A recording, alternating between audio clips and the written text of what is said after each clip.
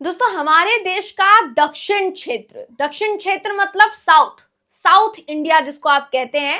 अंग्रेजी में south India कहा जाता है और हिंदी में इसको दक्षिण भारत कहा जाता है। दक्षिण भारत के ज्यादातर राज्यों में अगर आप राजनीतिक सियासी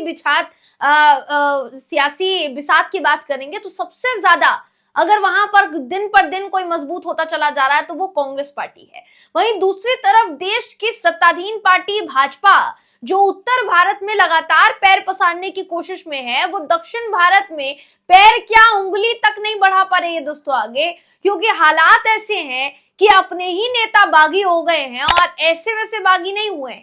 इस कदर बागी हो गए हैं कि मीटिंग में शामिल भी होते हैं और शामिल होकर जो मीटिंग में बातचीत होती है उस बातचीत को लीक भी कर देते हैं।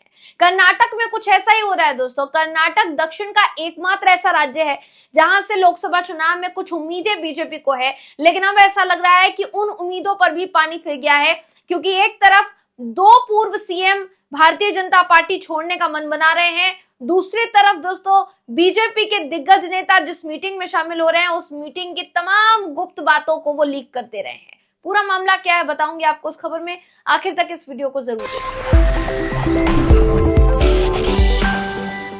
नमस्कार, मेरा नाम है जयंती झा और आप देख रहे हैं दी कंटाप।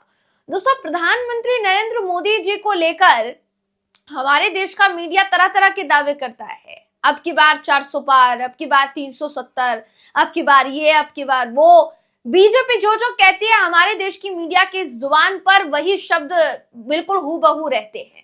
सवाल ये उठता है कि वो मीडिया क्या आपको ये दिखाता है कि दक्षिण भारत में भारतीय जनता पार्टी की हालत कितनी ज्यादा चरमराई हुई है, अपने नेता किस कदर बागी हो गए हैं, किस कदर अपनी ही पार्टी के खिलाफ आवाज उठा रहे हैं?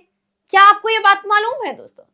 कैसे पता चलेगी? अगर आप टीवी देखते हैं, टीवी न्यूज चैनल्स देखते हैं तो निश्चित तौर पर वो तो आपको नहीं दिखाने वाले हैं। तो हम आपको बताते हैं कि दक्षिण भारत में खासकर कर्नाटक में आखिर हो क्या रहा है। कर्नाटक वही राज्य है दोस्तों जहां पर भारतीय जनता पार्टी सत्ता में भी रही, लेकिन इस कदर भ्रष्टाचार के आरोपों से लिप्त पाई गई कि कांग्रेस ने सत्ता में अपनी जो पैठ है वो जमा ली और कांग्रेस इस वक्त कर्नाटक की सत्ता में विराजमान है। दोस्तों क्या हुआ है इसको सुनिए।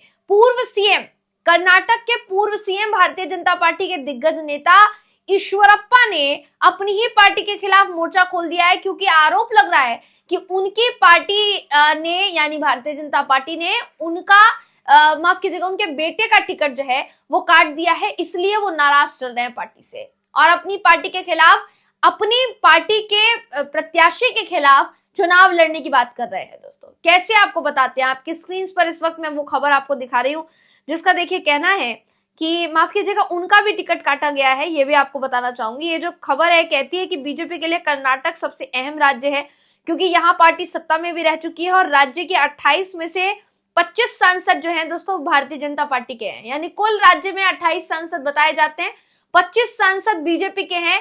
कुल मिलाकर दक्षिण में अगर सबसे बड़े सांसदों वाला राज्य अगर कोई है बीजेपी के पास तो कर्नाटक है।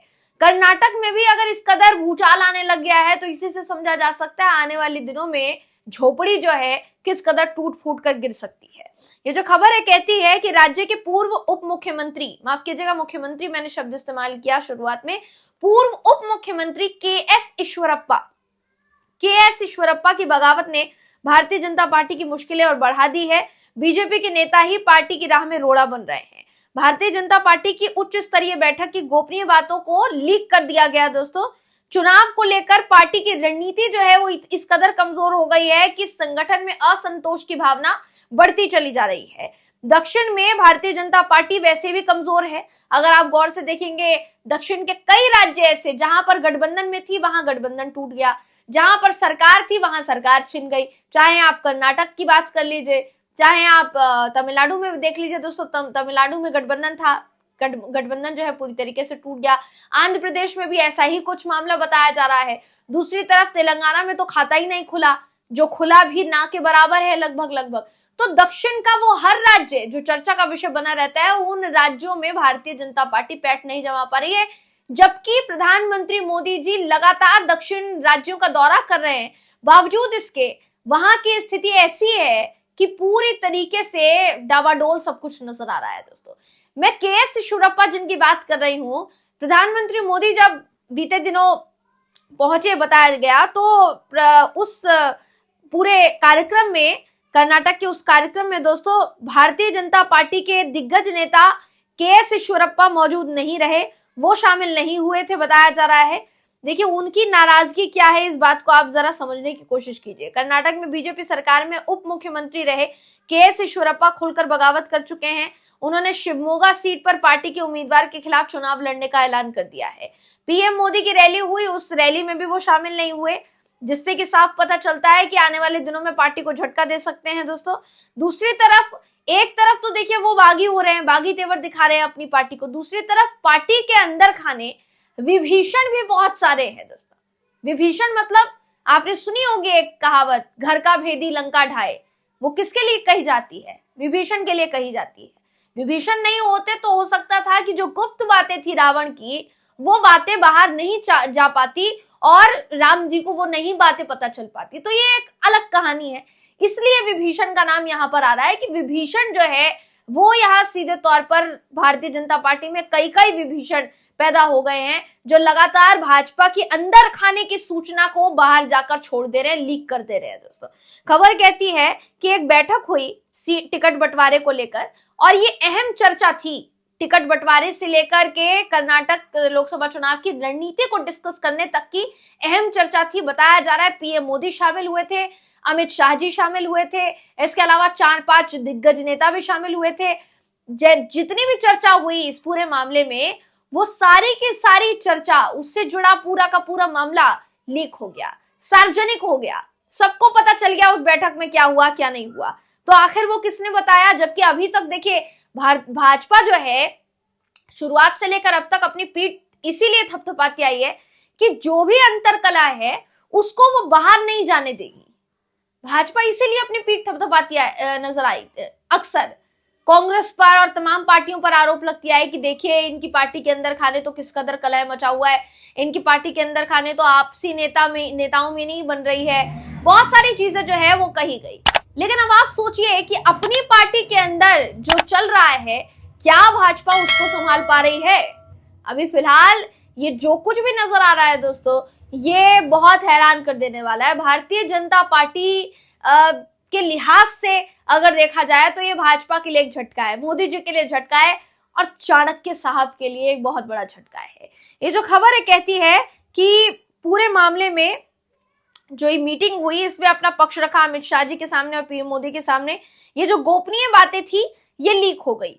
ये भी कहा गया कि बीएस येदियुरप्पा और बीवाई विजयन कुछ नेताओं का समर्थन कर रहे हैं और कुछ के खिलाफ हैं, इससे पार्टी की मुश्किलें बढ़ सकती है।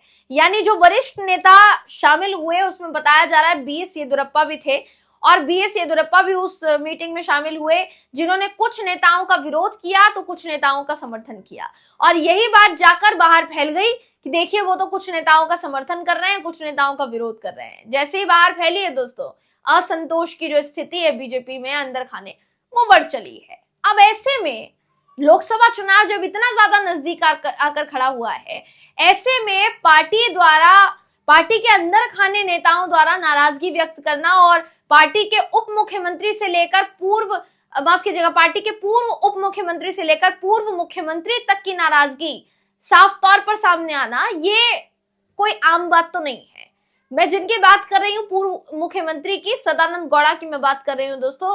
सदानंद गौड़ा ने भी बीते दिनों उनका टिकट कटने की वजह से नाराजगी जताई, और साफ तौर पर देखिए ये खबर सामने आ रही है कि कांग्रेस के टिकट पर वो चुनाव लड़ सकते हैं। कितनी सच्चाई है कितनी नहीं, ये तो आने वाला वक्त बताएगा। लेकिन कर्नाटक में जो बची खुची सियासी जमीन थी दोस्तों, अब उसमें भी दरारें पड़नी शुरू हो गई है।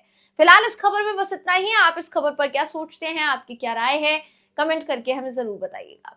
अगर आपको ये वीडियो पसंद आया हो तो वीडियो को लाइक कीजिए, शेयर कीजिए, चैनल को सब्सक्राइब करना बिल्कुल भी ना भूलें। फिर मुलाकात होगी आपसे अगली वीडियो में, तब तक के लिए नमस्कार।